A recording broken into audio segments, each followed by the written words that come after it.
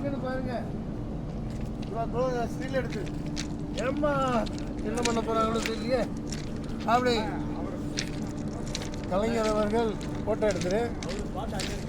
இந்தி பிரச்சார சபை இந்தி எதிர்த்து போராட்டம் செய்தபோது இந்த கள்ளக்குடியில் இப்படித்தான் தலை வைத்து படுத்திருக்கிறார். அதை நானும் தலை வைத்து